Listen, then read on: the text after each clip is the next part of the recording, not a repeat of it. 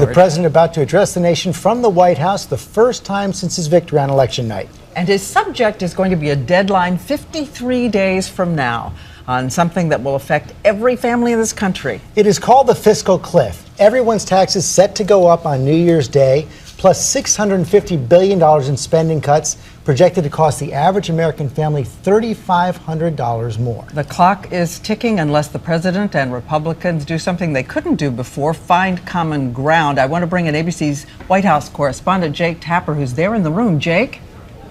Hello, Diane. President Obama campaigned on the idea that those Bush tax cuts on wealthier Americans making more than $200,000 a year should be allowed to expire at the end of the year. So in addition to President Obama extending a hand to Republicans in Congress, and you'll hear that he invited Republican and Democratic leaders to come to the White House next week to negotiate on this, you'll hear an affirmation of this position because the president believes that the American people are with him. He campaigned on this issue, and of course, he won. But Diane, George? the House Speaker, John Boehner, told you yesterday that those tax hikes are unacceptable. But he also signaled that the fiscal cliff is there and they have to come to some kind of deal, and he knows how dire it would be to fall off that cliff. We should point out that the president is in the East Room of the White House. That's right. He's got an audience of middle-class families. The White House has assembled to also have a group of those families behind him as well, and here they come now. This is the 2-minute warning. The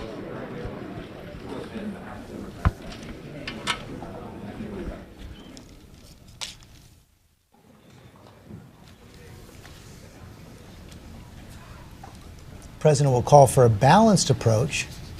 That's what he said. He tried to negotiate with Congress last year, including both spending cuts and tax increases. And again, we will be seeing the president for the first time since that victory speech he made. Except for that one visit to his campaign staff. Yes. On Wednesday afternoon in Chicago, where we saw the president much more emotional than we've ever seen him before, tearing up as he told all those young campaign workers how proud he is of the work they've done, reminding him of his days as a community organizer in Chicago. And what he expects from them in the future, saying he expected great things. Jake, tell us a little bit about who's in that room right now. Well, it's a bunch of supporters, a collection of individuals, middle-class families that he considers himself to be fighting for, Diane.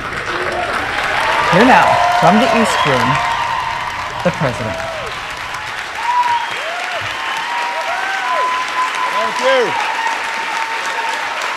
Thank you, everybody. Thank you. Thank you very much. Thank you so much. Thank you. Thank you very much, everybody. Everybody, please have a seat. Thank you. Well, good afternoon, everybody.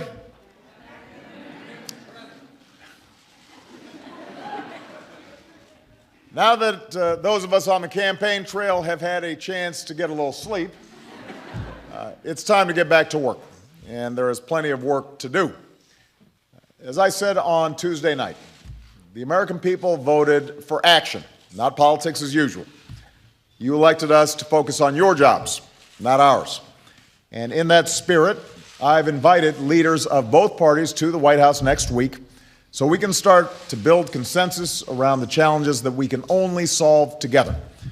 And I also intend to bring in business and labor and civic leaders from all across the country here to Washington to get their ideas and input as well.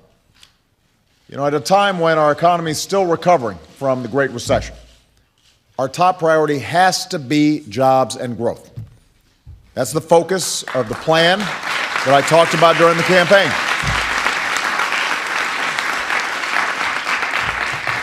It's a plan to reward small businesses and manufacturers that create jobs here, not overseas. It's a plan to give people the chance to get the education and training that businesses are looking for right now. It's a plan to make sure this country is a global leader in research and technology and clean energy, which will attract new companies and high-wage jobs to America. It's a plan to put folks back to work, including our veterans, rebuilding our roads and our bridges and other infrastructure. And it's a plan to reduce our deficit in a balanced and responsible way. Now, our work is made that much more urgent because at the end of this year, we face a series of deadlines that require us to make major decisions about how to pay our deficit down. Decisions that will have a huge impact on the economy and the middle class, both now and in the future. Last year, I worked with Democrats and Republicans to cut $1 trillion worth of spending that we just couldn't afford. I intend to work with both parties to do more, and that includes making reforms that will bring down the cost of health care so we can strengthen programs like Medicaid and Medicare for the long haul. But, as I've said before, we can't just cut our way to prosperity. If we're serious about reducing the deficit, we have to combine spending cuts with revenue. And that means asking the wealthiest Americans to pay a little more in taxes. That's how we did it.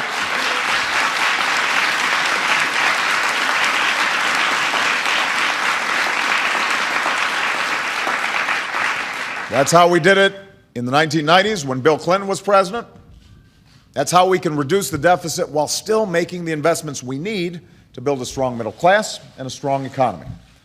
That's the only way we can still afford to train our workers, or help our kids pay for college, or make sure that good jobs in clean energy or high-tech manufacturing don't end up in countries like China.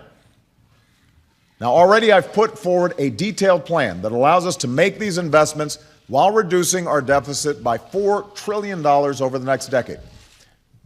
I want to be clear, I'm not wedded to every detail of my plan. I'm open to compromise.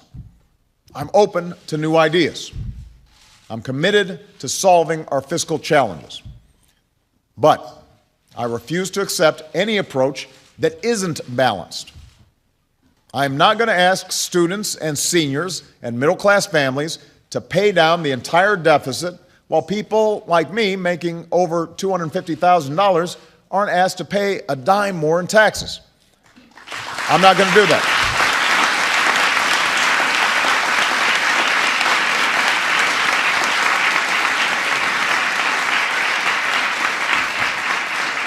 And I just want to point out, this was a central question during the election. It was debated over and over again. And on Tuesday night, we found out that the majority of Americans agree with my approach. And that includes Democrats, independents, and a lot of Republicans across the country, as well as independent economists and budget experts. That's how you reduce the deficit, with a balanced approach. So our job now is to get a majority in Congress to reflect the will of the American people. And I believe we can get that majority.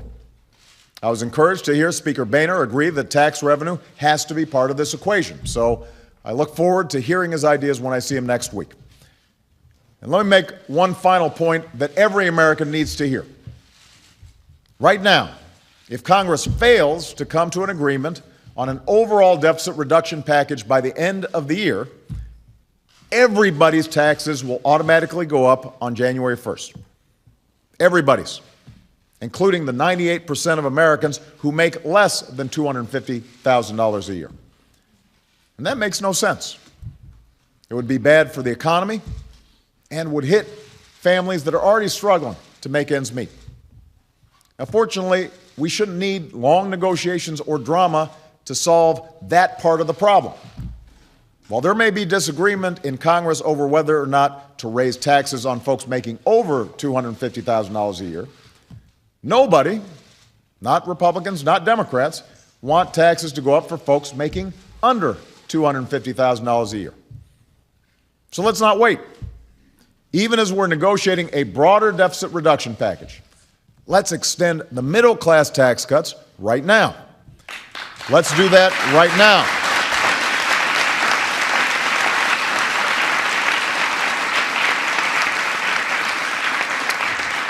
That one step would give millions of families, 98% of Americans, and 97% of small businesses the certainty that they need going into the new year. It would immediately take a huge chunk of the economic uncertainty off the table, and that'll lead to new jobs and faster growth. Business will know that consumers, they're not going to see a big tax increase. They'll know that most small businesses won't see a tax increase And so a lot of the uncertainty that you're reading about, that will be removed. In fact, the Senate has already passed a bill doing exactly this. So all we need is action from the House. And I've got the pen, ready to sign the bill right away. I'm ready to do it. I'm ready to do it.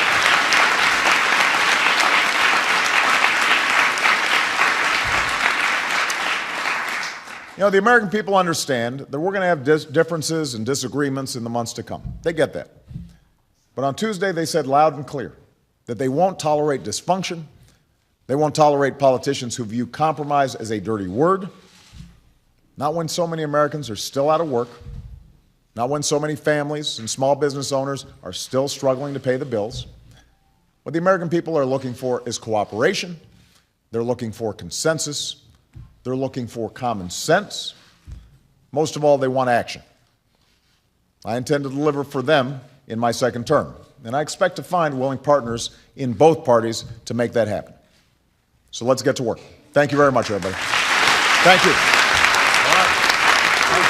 There you have the president in the East Room, the vice president by his side saying, let's get to work, inviting members of Congress to a White House meeting next week, saying he's open to compromise, open to consensus, but drawing a line on taxes. No question about it. He said he would not accept any plan that did not include a tax increase on the wealthy. Of course, Diane, the House Speaker told you he would not accept those tax increases on the wealthy. Fascinating to see the president ignore that comment from the House Speaker, instead seize on the comment from the House Speaker where he said he was open to new tax revenues but not tax rate increases. And talking about the fact that he's got the pen ready to sign a bill, the confidence that he had in that room. Let's bring in White House correspondent Jake Tapper once again. Jake? Well, Diane, you heard the president challenge Congress. He's ready to sign the tax cut extension for those who make under $200,000 a year, ready to sign it right now. And he made it very clear. He campaigned on this issue and he won. He expects Congress to follow the will of the people. We'll see how that goes in the coming weeks. The president Diane? clearly thinks he has a strong position right now. Thank you, Jake.